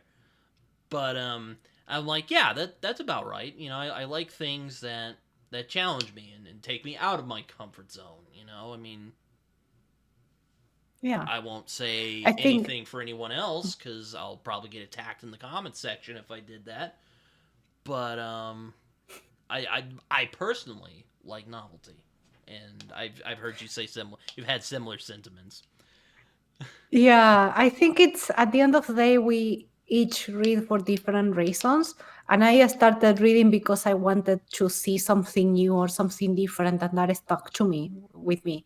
You know, if I end up just reading three books in a row or even less, sometimes that are somewhat similar, I get very bored, even if the books are different authors. So that's something that I like of sci-fi, the possibilities of the books challenging me with things that I haven't thought before. That's why I think we discussed this before as well. I don't seek relatability. I need characters to be compelling, not relatable. I don't want a clone of myself in a book. I want something different. Yeah, I And mean, I think that's a also the novelty. yeah Yeah. for sure. I mean, a lot of people tend to mistake likable with relatable, and people also Yeah. mistake those two things with compelling. Because I mean, No. God, what's one character? I don't think, for instance, oh man, I'll take Jamie Lannister for instance from A Song of Ice and Fire. Okay. Not a likable guy, kind of an ass, but you do feel Well sorry written. for him. Well, Yeah. he starts out as like, wow, this guy's a jerk. I want to see him get punched in the face. But then you read more and you're like, oh, this guy's more complicated. Like Yeah. there's more layers to this guy. It's like Glokta on the first law. That's I another good think the example. same. He's a great character, and I really like Glokta. It doesn't mean that he's likable or a good guy, but he's written in a way that it makes it very interesting to read and to peel the layers of a character and find out what he's thinking about. And that's what I like.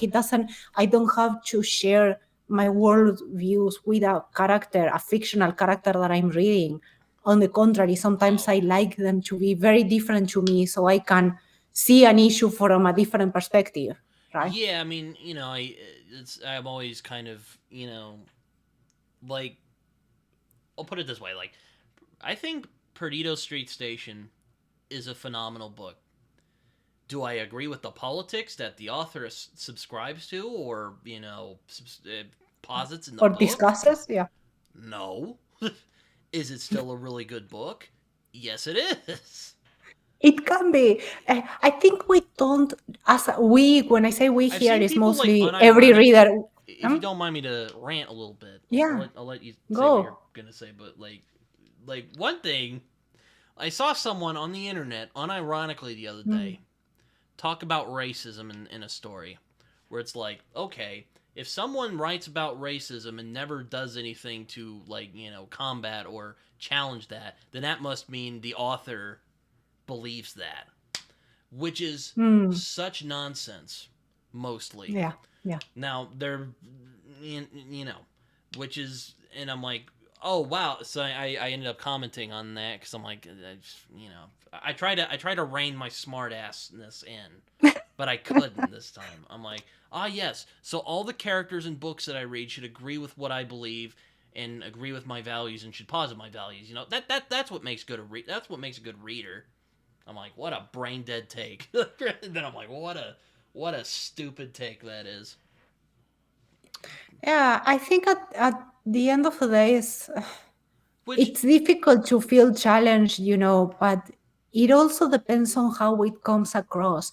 There are situations in which, as we said, for example, H.G. Wells or Olaf Stapleton, you can see that it truly comes from the author, that their sure, worldviews yeah. leak into the story. But there are other cases in which you can really see that is just a character, a very specific character that is doing something. And that's fine, because you don't have to have all characters sharing the same worldview. Yeah, like, do you think, I mean, I'm trying to get back to the sci fi It's a topic. matter it's a matter of how it is presented. Sure, yeah, At yeah. least to me, sometimes if I can see or feel that it comes from the author, like in Last and First Man, it will make me very uncomfortable. But if I can see that it's only from a specific character, for example, which one can I tell you?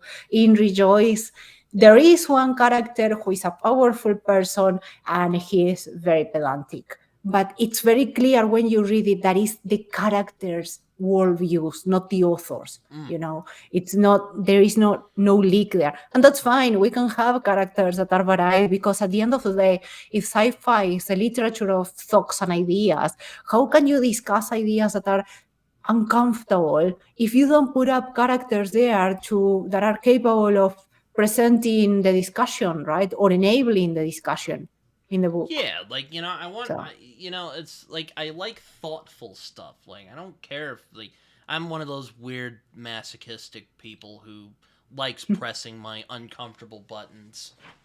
I mean, yeah. I don't recommend everyone should do it. I mean, if but that's just what I like. I like to be uncomfortable sometimes. Anyway, not always. Yeah, I generally like to be challenged with ideas, even if at the end of the day I end up hating the character, not agreeing with them or whatever. As long as they are well presented and rounded, that I see the character as logical or making sense. That's what matters to me as a reader. That's what I want to see, because I honestly, the novelty for me, it's not only on the themes. I don't want to read about clones of myself Yeah. that have the same worldview, the same opinions, same everything. I want to read about different stuff, and that implies the characters as well, Which even if I end up hating them. I You think know? that's where relatability, when it's done correctly, I think Yeah, that's where it comes in. Because, like, look, to be I think it's relatable, more a matter of empathy in that case. I see where the character is coming from. I still disagree, but you yeah, understand the exactly, train of thought. Yeah. exactly, yeah. And I think I think that's where relatability, when you really think about it, that's what that means. It's not necessarily that, oh, I know how this, or or like, oh, I've gone through the same thing. Sometimes it's, I know how he feels. I may not agree with that guy at all, but I know how he feels. Yeah, or it is presented in a way that I can understand how it feels. Yeah. Because one thing is knowing in that case, that means that somehow you experienced something similar. And sometimes it doesn't happen. You don't have that. You don't know how something can feel. But the writer, if they are a good writer, they can help you understand how a situation should feel, and that's what also makes the characters compelling and good writing. Mm-hmm. At least to me, again, that's completely a personal subjective opinion. Uh, but getting off topic a little bit. Let's get back Yeah, to the yeah, yeah. We sci-fi. should go back to the questions. um, so next question I have here is more of just like, what are you hoping to get to the future? But are there science fiction novels that you would like to read in the future? Yeah, I really want to read True Like the Lightning by Ada Palmer. I want That to one read that as well. yeah, like I have it here. Like I really want to get to that one. And there was another one that I was hoping to read. Let me see if I can get the name that I had. Well, I have lined up Walking in Glass and The Martian Time Sleep, but there are a few others as well. How was it? After I get through the entire after I get through the entire Neuromancer and I do want to Hyperion. read that as well. Yeah. Yeah, those two. And I was recommended Snow Crash. Yeah. I also want to read that one because apparently that's one of the first books on the cyberpunk genre. And I was quite interested on see, like the origins and Arkady Martin, A Memory Called Empire. I've heard of this Um, book. Yeah, um, I think I pronounced the author's names wrong. It's Arcade Martins. Yeah, that one was also something that I was very keen into getting. And also from A.M. Banks, I wanted to get into, I know I don't have time to read all of this. I wanted to read Consider Flevas Oh because yeah, that his one the is one I of the think that's most classics from him. Yeah. yeah, I think that's the first of his Yeah. culture. Mm. I also need to read the second one. So far I only read the first half of the Book of the New Song. So this one is the one that I'm going to read the closest, the second half, Sword and Citadel. Yeah, I need to, or at least I would like to check out Book of the New Sun at some point. Um, I think you are going to love it. I think I you are going to love it, but it's a book that you need to give it time. Let the story unfold on its own, basically. yeah, I mean, there's oh my gosh, so many. I mean, I want to like Yeah, honestly, too many. yeah, like Jerry Cornelius books by Michael Moorcock. Also, Dancers at the End Mm. of Time by Michael Moorcock. I think that's also SF Masterworks. On the Masterworks, yeah. I want to read the rest of the Light trilogy. It's called like the Kafahuchi Tract. It's really weird by M. John Harrison, Alistair Reynolds. I would love to get to at some point. My friend Jordan really likes Yeah. him. Adrian I need to Tchaikovsky. read Tchaikovsky. Yeah, Yeah. same. Same. Um, though he seems a little more mainstream, but I'm not against that. I don't discriminate on this channel. Samuel Delaney. That's one I kick myself. Yeah. I haven't read yet. Um, so many. Yeah, yeah. I It's want to read more more like JG. time. That's another good one, JG Ballard. I want to read more of his Yeah. stuff. My problem is that when I get these thoughtful books, I end up reading them for my podcast, and that makes it even slower because I start taking notes and everything, and I'm very slow. Yeah. Yeah, it's oh man, what else? What else? I mean, you know, more of some of my favorites like more I want to read more Philip K. Dick and Yeah. also Stanislaw Lim I'd like to read at some point. Um uh I would like to read more Octavia Butler because I read Kindred this year and that book was great. I really enjoyed that book. Oh, the one that I have, another classic that I haven't read, Catch 22. I really want to get to that one as well, which is, Oh some yeah, people more have said Vonnegut it's sci-fi. because I've read Yeah. Slaughterhouse-Five. I remember really enjoying it. I want to read it again. Um, but I want to read more of his books. Like I said, there's so Yeah. many. There's so many. There's probably some I'm forgetting about because You will probably remember them as soon as we stop talking. That yeah, happens. like or oh yeah, another one. Day of the Triflids, I think is what it's called. Mm. By God, what's that guy's name? Ah, it's John something. Here, let me look it up. The Day of the Triffids.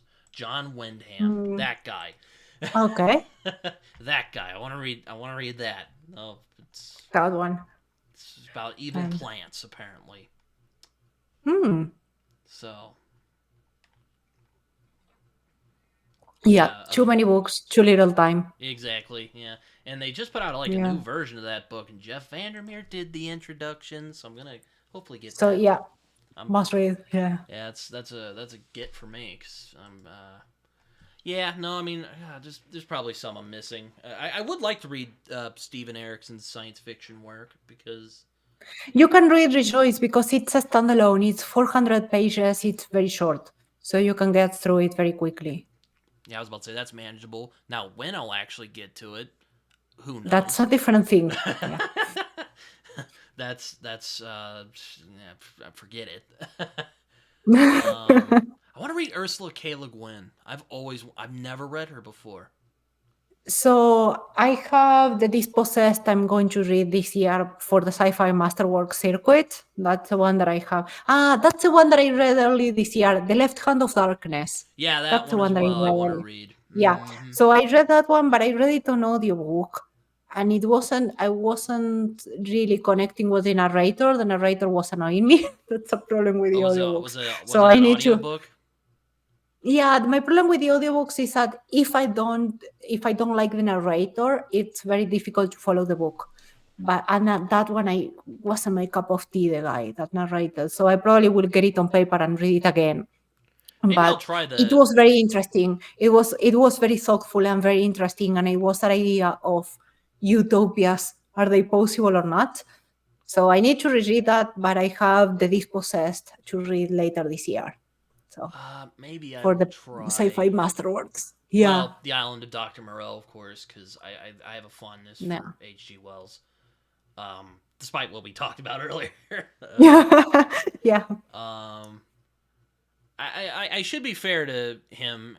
He definitely. I mean, he was critiquing the stuff we were talking about while also kind of still being of that kind of yes Falling into it. Yeah. yeah Well, because that's the problem with biases. They are unconscious and you don't realize you are biased. And yeah, that's the main problem. yeah, I mean, hell, we still struggle with that today. So, there, Yeah. there we go. Uh, um, well, Ada Palmer, Cameron Hurley, I've heard my friend Raph speak very highly of her. She sounds like the type I would Interesting. really enjoy. But is it Ada Palmer? I'm not sure. Ada Palmer, yeah, she has a lot of books, and the Terra Ignota series is 4 books, but they are, I think, 500 pages each, so it's long. Damn. Yeah. uh, man, who else? Well, Jonathan So they are Lethem. chunky books, basically. Yeah. Jonathan Lethem's Girl in Landscape. I actually have it right over here. I wanna read that.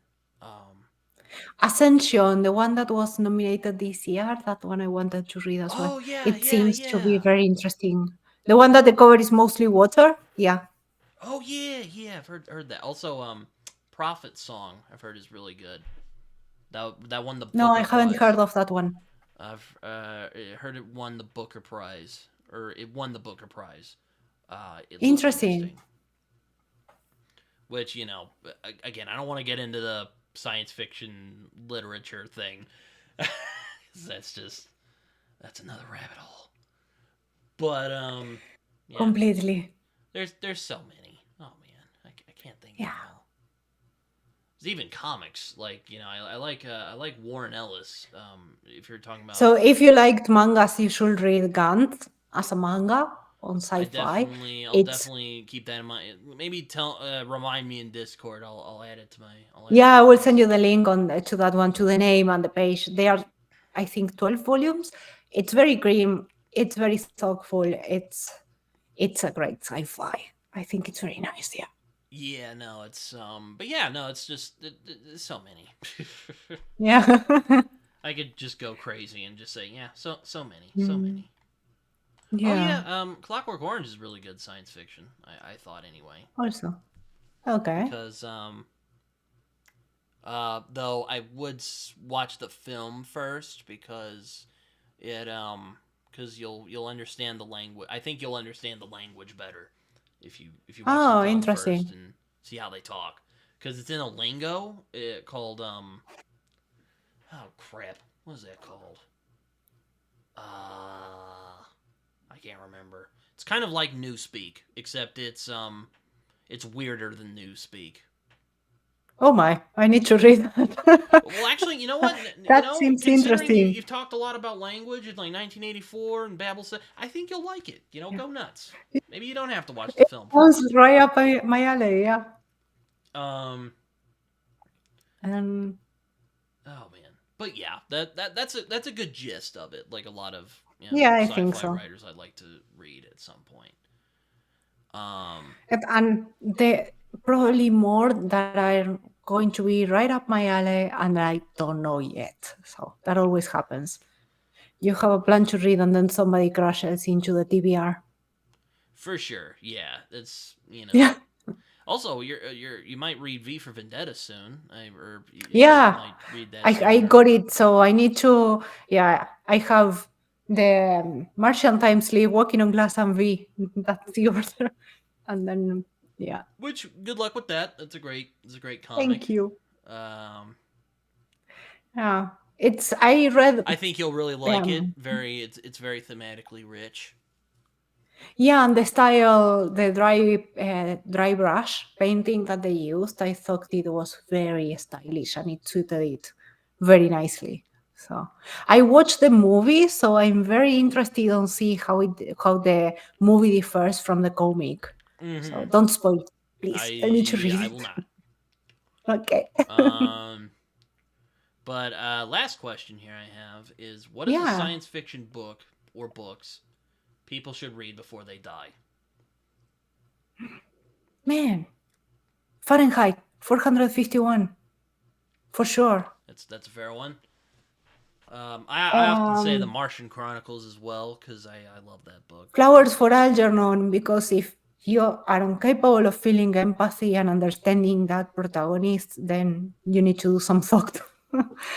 And let me think. Hmm, very difficult to pick up. Um, the Quartet of Space Odyssey by Arthur C. Clarke, because I think that's a book about the possibilities of truly showing you where humanity can go, especially if you reach the fourth book, which is not the most popular, the 3001. So that's a book that will definitely show you a different society and what can happen to humanity. So it's a very interesting one. All right. I mean, yeah. I often uh like Childhood's End or Moon is a Harsh Mistress is one I really like. Mm, Um, mm. I really like the Halo books, but it's yeah, I wouldn't recommend it. It's just too many books. The timelines are messy, so no. I'd rather pick the standalones. Yeah. yeah, did you hear they canceled the Halo TV show recently? I have not watched that and I will not watch it. It doesn't follow the canon. That's So it's like fair. an alternate universe, so I really didn't care about it. That is So fair. I was about to say I didn't watch it because like they literally have the no, dude they take off basically Master Chief's head or his helmet. yeah, Don't take I that think off. it's just a different take that pull out some elements from the story, from an excellent story into something different, and you don't do that. It's like you have the book for a reason, right? So that's why. I mean, it's like Judge Dredd, which is another science fiction thing I think people should go read, which is a science fiction Okay. comic. But like, you do not take the mask off. Like Master Chief, Judge It's Dredd, you do not take it off. it's like it's like taking the mask of V of for Vendetta off. No, you don't do that. Yeah, exactly. Yeah, you don't do It's like that. Come on, yeah. come on, Anyways. people. But yeah, no. I mean, I could just list my favorites, but I've kind of mentioned that. So Yeah, I mentioned the ones that I think are the most thoughtful, the ones that are going to make a reader truly think about a particular topic, the ones that I think are also the most timeless because of the things that they are touching on. I thought you would mention 1984. No, so I said Fahrenheit, Flowers for Algernon, and the Quartet of Arthur C. Clarke, Space Odyssey. 1984, I love it, and I think it's a cautionary tale that everybody should be aware of. But yeah, I think that other books can convey that message if I can only pick three. But yeah, if I can pick four, that one for sure. Fair enough. Fair enough. I mean, it's um. Have you read The Martian? I may have asked you this before, but have you read The No, Martian no, I Chronicles? haven't. The only from where I read was Project Hail Mary. No. The Martian Chronicles. That's by Ray Bradbury. Ah, no, I haven't. Oh, okay. I Okay. read the Dandelion Dynasty, Something Wicked This Way Comes, and Fahrenheit. Yeah.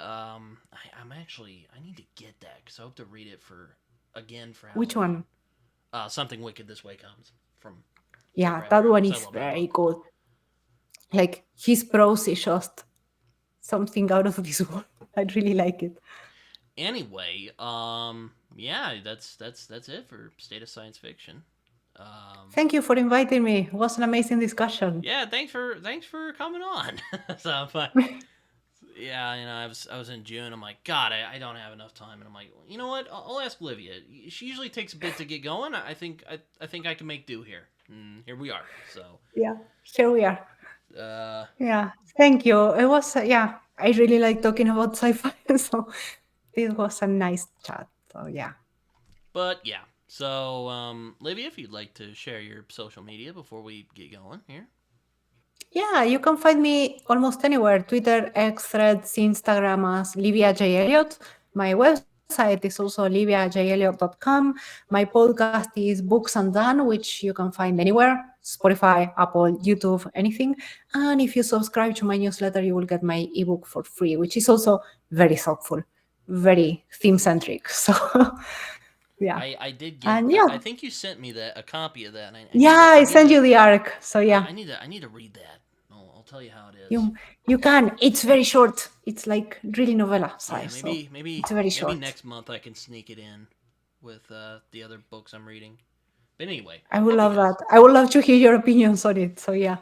But yeah, I hope you guys enjoyed this. I enjoyed this conversation a lot. And until next month, this has been the State of Science Fiction. So until next time.